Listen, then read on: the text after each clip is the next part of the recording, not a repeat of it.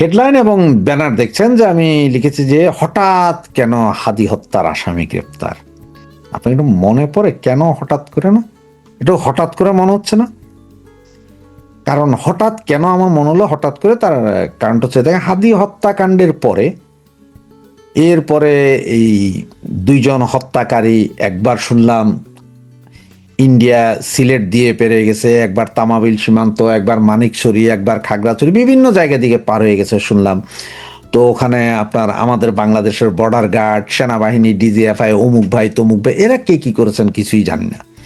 এই কারণে ব্যাপক কথাবার্তা চলছে। একবার পুলিশের পুলিশ কমিশনার এসে বললেন যে এদেরকে অমুক জায়গায় ধরা হয়েছে, হ্যান হয়েছে, ত্যান হয়েছে। এগুলো আবার ভারত পুরোপুরি অস্বীকার করেছে, ধরতে পারেন।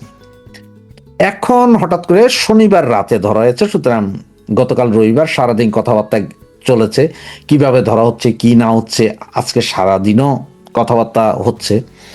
এর ভিতরে আবার আপনারা দেখতেছেন ফেসবুকে বিভিন্ন আছে, ঢাকা ইউনিভার্সিটির বি, রাজশাহী ইউনিভার্সিটির সি, অমুক ইউনিভার্সিটির কে, অমুক ইউরেনিয়াম, অমুক ঝুমা দাসী, এদের নাম বলেছে, হ্যান বলেছে, ত্যান বলেছে। এগুলো আসলে কোনো ভিত্তি নেই। যদি আমাকে সরাসরি বলেন, কোনো ভিত্তি নেই। ভারত ধরেছে কেন? ভারত কি বলেছে? যে আমরা ধরেছি অবৈধ অনুপ্রবেশের দায়ে ধরেছি, এবং আমরা জানি যে এই দুইজন নাকি এই চাঁদাবাজি, রাহাজানি, খুন খারাপি করে এসেছে এবং ভারতের এইখানে ছিল অবৈধভাবে, এবং তারা অবৈধভাবে আবার বাংলাদেশে ঢুকার প্রস্তুতি নেওয়ার সময় তাদেরকে ধরা হয়েছে। এটা বলা হয়েছে যে যদি ধরেন ওই সময় ধরতে না পারতো, মানে শনিবার না ধরতে পারলে হয়তো তারা বাংলাদেশে ঢুকে যেত। এখন মিলিয়ন ডলারের কোশ্চেন, হাদির হত্যাকারীরা বাংলাদেশে ঢুকার মতন সাহস আবার করছে কিভাবে? এদিকে এর আগে যখন বলেছিল কলকাতায়, তখন ওরা বলছিল যে ওরা দিল্লিতে, লন্ডন বলছি, দুবাইতে আছে, অমুক জায়গায় আছে, সিগারেট খেয়ে তাদের ফটো ভিডিও করেও বলছে না। এবং তারা তাদের মধ্যে যাকে হত্যাকারী বলা হয় সে বলছে যে আমি হত্যা করিনি, সুতরাং আমাকে মিথ্যা মামলা দেওয়া হয়েছে। এগুলো তো দেখছেন আপনারা। তাহলে এখন কথা হচ্ছে যে কার ইশারায়, কার কার ইশারায় ওরা বাংলাদেশে ঢুকছিল? বাংলাদেশে ঢুকে ওদের এবারের টার্গেট কে ছিল? বিএনপির কোনো প্রভাবশালী নেতা, নাকি এনসিপির অন্য কেউ, নাকি পাটোয়ারি? কোনো না কোনো একটা আছে না? আবার এইদিকে এখনই ভারতে গ্রেপ্তার হইল, একটু চিন্তা করেন যে হঠাৎ, মানে 12 তারিখ, মার্চের 12 তারিখ সংসদ অধিবেশন বসে, প্রথম সংসদ অধিবেশন। এদিকে 7 তারিখের যেই খেলা আমাদের তারেক ভাইয়া দেখাইছেন, ওনার জেল দিবস পালন করছেন 7 তারিখে, এদিকে জামাতের একটা উৎপাত, এরই মধ্যে এনসিপির একটা চাক চাক চাক চাক উৎপাত, এরই মধ্যে এটারে ধরা হইলো। আবার জামাত এনসিপির দুই একজন এখন বলা শুরু করছে, আজকে দেখবেন ফেসবুকে দেখবেন, আপনারা একটু খোঁজেন দেখবেন, ওনারা বলা শুরু করছে যে হাদি হত্যাকারীকে আইনা রিমান্ডে নেওয়া জজবিয়া নাটক যদি সাজানো হয় বা যদি আপনার আমাদের নাম করা হয় তাহলে আন্দোলনে নামবে। কারণ জজমিয়া নাটক 21শে আগস্ট ছিল না, তাহলে জজমিয়া নাটক বলা হয় কেন? একটু মিলান, আস্তে আস্তে একটু মিলান। আর ওনাদেরকে কে বললো যে ভারত এই ছেলেরে কালকেই ফেরত দিয়ে দিবে? অবশ্য বিভিন্ন পত্রিকায় লেখছে আইএসপিআর এর বিজ্ঞপ্তি। আইএসপিআর মানে হচ্ছে সেনাবাহিনীর। আবার ভেতরে রিপোর্ট পড়লে দেখা যায় যে পুলিশের বিজ্ঞপ্তি, যে ওরা চেষ্টা করছে, কথাবার্তা চলছে আনার জন্য। দেখেন এখানে 15 দিনের রিমান্ডে দিছে এই দুইজনরে। এদের 15 দিনের রিমান্ডের শেষ হইলে ওদেরকে আবার কোর্টে তুলতে হবে, এখানে কলকাতা কোর্টে তুলতে হবে। সেইখানে যদি সরকার যদি ভার্বাল নোট দিয়ে থাকে এদিকে ফেরত চায়, যেহেতু বন্দি বিনিময় চুক্তি আছেন, ভার্বাল নোট যদি দেয় বা লিখিত দেয়, ওইটাও কোর্টে তুলবে, কোর্ট ওইটার বিবেচনা করবে। কিন্তু কোর্ট চাইলেই আপনার 15 দিনের ভিতরে বা 5 দিনের ভিতরে এদের দিবে না। কারণ ভারতীয় কোর্ট কি করবে? ভারতীয় কোর্ট, তারা অবৈধ অনুপ্রবেশ করছে, এগুলোর একটা মামলা হবে, সেটার জন্য তো 3 বছর বা 1 বছর জেলও হইতে পারে, কতদিন হবে সেটা ভারত সরকার জানে। এইটা হবে। এর ভিতরে আরো কি হয় না হয় সেগুলো হচ্ছে পরের কথা। এরপরে ভারত যেহেতু আপনার মানবাধিকার সংগঠন আছে, তারাও হয়তো বলতে পারে যে মিথ্যা মামলা নিয়ে তারে ফাঁসি দিবে, সুতরাং তাকে ফেরত দেওয়া যাবে না। তখন যেমন ইউরোপে আছে অনেকে যে এজাইল আমরা দিব না, কিন্তু তোমাদের 48 ঘন্টা টাইম দিলাম, তোমরা ফেরত যাও, তোমরা ভাগো, তোমরা পালাও, সুযোগ দেয়। ভারত এটা করে দিতারে যে ঠিক আছে আমরা ছেড়ে দিচ্ছি, তুমি 48 ঘন্টার ভিতরে দেশ থেকে চলে যাবা, এটা নোটিশ ধরাই দিল, তারা এখান থেকে অন্য দেশে চলে গেল। আপনি কি করবেন? বাংলাদেশ পুলিশ কি করবে? এইদিকে আবার কিছু কিছু সাংবাদিক কি বলতে চাইতেছে যে আমাদের ডিজিএফআই বলে দিয়েছে, নাকি ডিজিএফআই ঢুকাই দিয়েছে। সবচেয়ে বড় কথা হচ্ছে যে আগে ওইটা বের করেন যে ওরা কবে ঢুকছে, ওখান থেকে কোথায় গেছে, ওখান থেকে আবার বাংলাদেশে কার নির্দেশে বাংলাদেশে ঢুকতে চাইছে, কার নির্দেশ? বিএনপির প্রশ্রয় ঢুকতে চাইছে নাকি জামাত আনতেছে? কে আনতেছে? কারণ এদেরকে কি জামাত ব্যবহার করছে হাদি হত্যাকাণ্ডের জন্য, না বিএনপি করছে? কে করছে? আগে এইটা বের করেন, এইটা বের করা দরকার। এবং এনসিপি তো খুশি হওয়ার কথা ছিল আজকে তো এনসিপি ধন্যবাদ দেওয়ার কথা ছিল যে হাদির হত্যাকারীকে ধরা হয়েছে। ওরা চুপ কেন? জামাত চুপ কেন? ইনকিলাব মঞ্চ চুপ কেন? সবাই মুখে কুলু পাটছে কেন? কার কার পাতলা পায়খানা শুরু হয়েছে? এগুলা বাইর করেন। হাদি হত্যাকারী 15 দিন পরে আসবে না 3 মাস পরে আসবে, সেটা পরে বলবো। কবে আসবে না, নাকি ওখান থেকে হাওয়া হয়ে যাবে, নাকি ওইখানে জেলের ভিতরে মইরেই যাবে, নাকি ওইখানেও কোনো চাঁদাবাজির মামলায় 20 বছরের কারাদণ্ড দিয়ে ওইখানেই থাকবে, কেউ তো জানি না। তাইলে বলেন আপনারা যে আসলে সে বাংলাদেশে, তারা আবার বাংলাদেশে ঢুকার জন্য কাদের ইন্ধন ছিল, কারা বাংলাদেশে ওনাদেরকে নিরাপদ আশ্রয় দেওয়ার জন্য ডেকেছিল? জিনিসগুলো একটু চিন্তা করেন। খেলাটা কিন্তু জমছে না, জামাত, বিএনপি, এনসিপি 3 দিকের খেলা জমছে। সুতরাং একটা কথা কি বলে জানেন, এই মুহূর্তে আমাদের বাংলাদেশে এই যে আওয়ামী লীগ, আমাদের নেতা কর্মী যারা আছেন, এই মুহূর্তে যারা আছেন, তারেকের এক দাঁতের বুদ্ধিও নেই আপনাদের কাছে। তারেক যে কি খেলাটা খেলবে বা কি খেলাটা খেলতেছে, এইটা বুঝার মতো, এইটা প্রেডিক্ট করার মতন ক্ষমতা আপনাদের কারো কাছে নাই। তাই আপনারা সবকিছু অতি উৎসাহী হয়ে যান। অতি উৎসাহটা বাদ দিয়া দেখেন না একটু কি হয়। কেন হঠাৎ করে ঠিক আজকে কয় তারিখ? আজকে 9 তারিখ না ভাইয়া? আজকে 9 তারিখ না? হঠাৎ করে কেন 7 তারিখ রাতে হাদি হত্যাকারী ধরা খেল?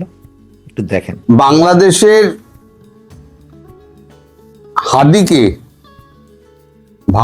হাদির হত্যাকারীকে ভারতবর্ষে গ্রেপ্তার করা হয়েছে, বিশেষ করে কলকাতার এসটিএফ গ্রেপ্তার করেছে।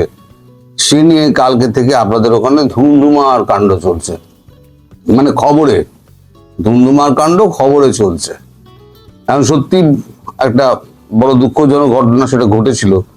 একটা ছেলে যাচ্ছে, তাকে একটা দুম করে গুলি করে মেরে দিল। যে 2 জন মেরেছিল তাদেরকে ধরা হয়েছে। আমাদের কাগজে আজকে এটা বেরিয়েছে, বাংলাদেশের ওসমান হাদি খুনের রাজ্যে গ্রেপ্তার 2। এই দেখুন সিঙ্গেল কলম এখানে আছে।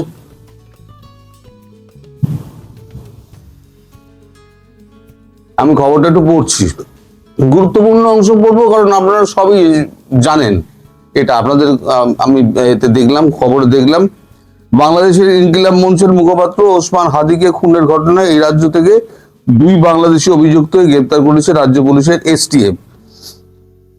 ধৃতদের নাম রাহুল ওরফে ফয়সাল করিম মাসুদ এবং আলমগীর হোসেন। রাহুলের বাড়ি বাংলাদেশের পটুয়াখালীতে, আলমগীরের বাড়ি ঢাকায়। ধৃতেরা খুনের বিষয়টি স্বীকার করেছে বলে দাবি গোয়েন্দাদের। এসটিএফ এর দাবি, শনিবার রাতে উত্তর 24 পরগনা বনগাঁর বাগদা রোড থেকে ওই 2 জনকে গ্রেপ্তার করা হয়। তারা বনগাঁ এলাকায় একজনের কাছে আশ্রয়ের জন্য এসেছিল, সেখান থেকে বাংলাদেশে পালিয়ে যাওয়ার উদ্দেশ্য ছিল বলে দাবি গোয়েন্দাদের। এসটিএফ এর এক কর্তা জানান, কিছুদিন আগে গোয়েন্দারা জানতে পারেন বাংলাদেশে তোলাবাজি খুনের সঙ্গে জড়িত 2 জন বাংলাদেশি অবৈধভাবে ভারতে প্রবেশ করেছে এবং বনগাঁ সীমান্ত এলাকায় আশ্রয় নেওয়ার চেষ্টা করছে। ওই খবরের ভিত্তিতে খোঁজ চালিয়ে 2 জনকে শনিবার দিন রাতে গ্রেপ্তার করা। ধৃতদের রবিবার বিধাননগর আদালতে তোলা হলে বিচারক তাই 14 দিনের পুলিশ হেফাজতে রাখার নির্দেশ দেন। গত 12ই ডিসেম্বর ঢাকায় গুলিবিদ্ধ হন হাদি। তাকে চিকিৎসার জন্য নিয়ে যাওয়া হয়েছিল সিঙ্গাপুরে। সেখানে 6 দিন চিকিৎসা চলার পরে তার মৃত্যু হয়। এরপরই বাংলাদেশ জুড়ে অশান্তি শুরু হয়। ভাঙচুর, আগুন লাগানো, উত্তেজিত হাদি সমর্থকেরা পরে কাজী নজরুল ইসলামের সমাধির পাশেই তাকে সমাহিত করা হয়। এই তো আপনারা সবাই জানেন। পেছনের ব্যাপারটা হলো, আমাদের এখানে সে ধরা পড়েছে, আমাদের এখানে তো কোনো অপরাধ করেনি, খুন করেছে বাংলাদেশে। এখন বাংলাদেশে খুনের বিচার তো ভারতবর্ষে হতে পারে না। ভারতবর্ষে যে বিচারটা হবে সেটা হচ্ছে অবৈধ অনুপ্রবেশের বিচার। এখন অবৈধ অনুপ্রবেশ হয়েছে, সেটা এখন আদালতে নিয়ে গিয়ে হাজির করেছে। হাজির করাতে আদালত বলেছে ঠিক আছে 14 দিনের আপাতত জেল হাজতে রাখো, তারপরে তো মামলা শুনবো, শুনে ম্যাক্সিমাম জেল হলে হয়তো 3 মাস কি 6 মাস হয়তো জেল হবে। তারপরে তাকে হয়তো ভারতের হাতে, এই বাংলাদেশের হাতে ভারত প্রত্যর্পণ করবে, যদি বাংলাদেশ সরকার চায়। এখন সেক্ষেত্রে ভারত একটা অস্ত্র হাতে রাখতে চাইছিল, যে এই যে এত ভারত বিরোধী কথা কয় এরা, সবসময় কইতাছে ওই ভারত দোষী, ভারতই মাইরা দিছে, ভারত পলায় গেছে, সবকিছুই ভারতের দোষ। এই ভারত এবার কি করেছে, কলকাতার STF স্পেশাল টাস্ক ফোর্সে তারা করেছে কি, একদম সোজা ম্যাজিস্ট্রেটকে নিয়ে গিয়ে একেবারে গতকালকে রাত্রিবেলাতেই একেবারে হাদির সামনে হাজির করেছে ম্যাজিস্ট্রেটকে, দিয়ে 160 পড়ে তার কাছ থেকে জবানবন্দি নিয়েছে। এখন 160 পড়ে, আমাদের IPC 160 পড়ে জবানবন্দি নেওয়া মানে সেই জবানবন্দিটা কিন্তু আইনত গ্রাহ্য। এবার এই যে জবানবন্দিটা কিন্তু আমাদের কোনো কাজে লাগবে না। এই জবানবন্দিটা বাংলাদেশেরও কোনো কাজে লাগবে না, কিন্তু ভারতের কাজে লাগবে কখন জানেন? যখন এই ভারত বিদ্বেষী কথাবার্তা হবে, যখন এই ভারতের বিরুদ্ধে কামান দাগা হবে, তখনই এইটাকে দেখিয়ে দেওয়া হবে যে তোমরা এগুলো করেছিলে, তোমাদের লোক মেরে আমাদের ভারতবর্ষে ঢুকেছিল, এইরকম ম্যাজিস্ট্রেটের কাছে আমাদের জবানবন্দি, এই তার ম্যাজিস্ট্রেটের স্বাক্ষর আর তাদের ছবি এবং তাদের সই পরিষ্কার সেখানে থাকবে। এটা ভারত হাতে রেখে দেবে, যখন দরকার হবে তখন প্রেজেন্ট করবে। এই বাংলাদেশের তো লোকের তো আর কি ভারতবর্ষ বিদ্বেষ ছাড়া তো আর কোনো চিন্তা নেই, খাবে কি পড়বে কি সে চিন্তা নেই, শুধু ভারত বিদ্বেষ। যেখানে যা দেখো সব ভারতের দোষ। এখন এই নির্বাচন হয়েছে, তার পেছনে আবার ভারতকে আবার দায়ী করে দেয় যে ভারত এখানে রিগিং করেছে। নিজেরা কি করেছে নিজেরাই জানে, এবং ভারত রিগিং করেছে। গত 3 বার তো ভারত রিগিং করেছিল বলে তো চালিয়ে দেওয়া হয়েছিল। এখন যত খুন খামারি হ্যান ত্যান হচ্ছে না, সব বলছে ভারত থেকে লোক গিয়ে রয়ের এজেন্টরা ওখানে গিয়ে করে আসছে। মানে ভারতের রয়ের এজেন্ট বাংলাদেশ যেন গিজ করছে। তাহলে রয়ের এজেন্ট আপনার পাশে দাঁড়িয়ে ফুসকে খেয়ে চলে যাবে, আপনি জানতে পারবেন না।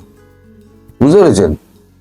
আপনার দেশের লোক সে রয়ের অ্যাসেট, আপনি তার সঙ্গে বলে চা খান, আপনি গুণাক্ষরেও জানেন না, সে হচ্ছে আপনার দেশের লোক, হলো আমাদের অ্যাসেট।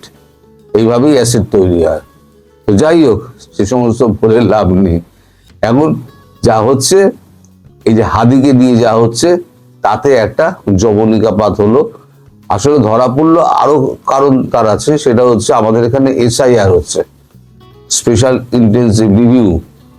এখন SIR এ সব জায়গায় খোঁজা হচ্ছে কোথায় অবৈধ বাংলাদেশি রয়েছে। খুঁজতে এখানে বনগার ওখানে একটা খবর পায় STF যে 2 জন এখানে আশ্রয় নেওয়ার চেষ্টা করে। তখন পুলিশের সন্দেহ হয় এই 2 জন নিশ্চয়ই গোপনে ভারতবর্ষে ঢুকেছে। খুঁজে তারপর এই 2 জনকে একটা মানি এক্সচেঞ্জের দোকান থেকে, তার নাম বলা যাবে, মানি এক্সচেঞ্জের দোকান থেকে তাদেরকে গ্রেপ্তার করেছে। এইবার তাদেরকে ধরে জিজ্ঞাসাবাদ করা হচ্ছে কোন দালাল মারফত তারা এই আশ্রয় খোঁজ করছিল এবং কারা এখানে আশ্রয় দেয়। কারণ SIR এ পরিষ্কার বলা আছে যারা আশ্রয় দেবে এবং যারা আশ্রয় ব্যবস্থা করে দেবে তারাও কিন্তু সমানভাবে দোষী, তাদেরও কিন্তু জেল হবে। ইন্ডিয়ান যে সিটিজেন হয় তাকেও জেল ভোগ করতে হবে। সেই জন্য সেটা করেছে, এইভাবে ধরাটা পড়েছে। এখন আর একটা ব্যাপার হচ্ছে যে এই আপনার 1 মিনিট, হ্যাঁ, এই জবানবন্দিতে এই যে 164 জবানবন্দি, কি জবানবন্দি দিয়েছে? এখন 164 জবানবন্দি হয়, সেটা সোজা চলে যায় বন্ধ খামে, সোজা পুলিশের কাছে যায়, পুলিশ সেটা আদালতের কাছে সমর্পণ করে যে হুজুর এই হচ্ছে 164 জবানবন্দি, এই হচ্ছে। আমাদের এখানে তো কোনো কাজে লাগছে না। আমি জানার চেষ্টা করছিলাম যে 164 জবানবন্দিতে সে কি বলেছে, কারা এর পেছনে আছে। 164 জবানবন্দি ঝপ করে তো কেউ বলতে চায় না সে কি জবানবন্দি হয়েছে। 164 জবানবন্দি বলা যায় না, কারণ এটা হচ্ছে গোপন জবানবন্দি। তবে ভাষায় যেটা শুনলাম সেটা হচ্ছে ভারত বিরোধী একটা অংশ, যারা এই নির্বাচনটা চায়নি, ঘুরিয়ে ফিরিয়ে তারা যেটা বলতে চেয়েছে সেটা হচ্ছে এনসিপির নাম। আমিও মিলিয়ে দেখলাম যে এনসিপি লাশের রাজনীতি করে।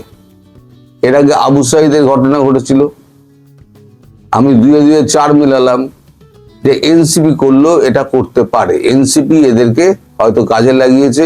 আপনাদের দেশে যখন প্রত্যর্পণ হবে তখন আপনারা সবই জানতে পারবেন। আমি এখন যা বলছি সত্যিও হতে পারে, আবার মিথ্যেও হতে পারে। আমি আন্দাজের ভিত্তিতে বলছি। ওদের যে কথা, ওদের কথার যে আভাস, গোয়েন্দাদের কথার যে আভাস, তাতে এটা আমি বুঝতে পেরেছি যে এটা ভোট যারা চায়নি তারাই একমাত্র এটা করিয়েছে একটা অশান্তি সৃষ্টি করার জন্য, যে আবার ভারত বিরোধী কামান টামান দাও, দেশকে অস্থির করে দাও। যেমন বলা হয়েছিল হাদির বিচার করতে হবে, ভারতের থেকে হাদির এদের ধরে আনতে হবে, এই নিয়ে তুলকালাম কাণ্ড করেছিল। ফলে এরা ভোট বানচাল করার চেষ্টা করেছিল। এখন এর পেছনে লাশের রাজনীতিটার মানে যোগাযোগটা আছে, সেটাও আমাকে মোটামুটি তারা একটা মানে ছায়া আর কি বলেছে, আর কি পুরোটা বলেনি, কোনো নাম টাম কারোর কোনো কিচ্ছু বলেনি, শুধু বলেছে এই যারা চায়নি তারাই একমাত্র এইটা করেছে। আর আমিও একদম, যেহেতু প্রথম থেকে এর পেছনে লেগে রয়েছি, তাই আমি দুয়ে 4 মেলানোর চেষ্টা করলাম যে এটা ওই আবু সাইদের মতো ঘটনা একটা ঘটিয়ে এরা আবার বাংলাদেশকে উত্তপ্ত করতে চেয়েছিল। কারণ মোহাম্মদ ইউনূস তো তাকে ছিলেন যে ভোটটা কি করে বানচাল করা যায়, আর তার চেহারা যেমনটা হচ্ছে এনসিপি। এর পেছনে আমাদের মাস্টারমশাই অধ্যাপক থাকতে পারে, রিজওয়ানা সব থাকতে পারে। ম্যাডাম অত্যন্ত খেলুড়ে জিনিস, আমি প্রথমে বুঝতে পারিনি, অত্যন্ত খেলুড়ে জিনিস। তো যাই হোক, ম্যাডাম এখন তো শান্তির বাণী ছড়াচ্ছেন, তিনি কিচ্ছু জানেন না। তিনি এখন মানে আইনের ফাঁক ফোকর বলে তিনি বেরোবার চেষ্টা করছেন, কিন্তু বেরোতে পারবেন না, কেউই বেরোতে পারবেন না। তো যাই হোক, এখন আপনারা যদি এখন প্রত্যর্পণ চান, আপনারা ভারতের কাছে আপনারা বাংলাদেশ সরকার, আমি তাদেরকে বলছি, বা বাংলাদেশ সরকার বা আপনারা আবেদন করুন, ভারতবর্ষ কিন্তু এদেরকে প্রত্যর্পণ করে দেবে, কোর্টের থেকে আদেশ নিয়ে এদেরকে প্রত্যর্পণ করে দেবে। এইটুকু খবর আমার কাছে আছে। অর্থাৎ হাদির খুনের পেছনে এনসিপি নামক একটি ন্যাশনাল ক্রিমিনাল পার্টি, যার মাথায় সেন ইউনূস এবং তার ডান হাত বাঁ হাত ছিলেন একটা হচ্ছে প্রফেসর ডক্টর নজরুল, আর একজন হচ্ছে রিজওয়ানা হাসান ম্যাডাম। এরা হচ্ছে আসল চক্রী, এটা আমি যেটা বুঝতে পেরেছি। এবার আপনারা সমস্তটাই জানতে পারবেন যখন আপনারা দেশে গিয়ে যখন বিচার টিচার হবে, যখন জিজ্ঞাসাবাদ হবে।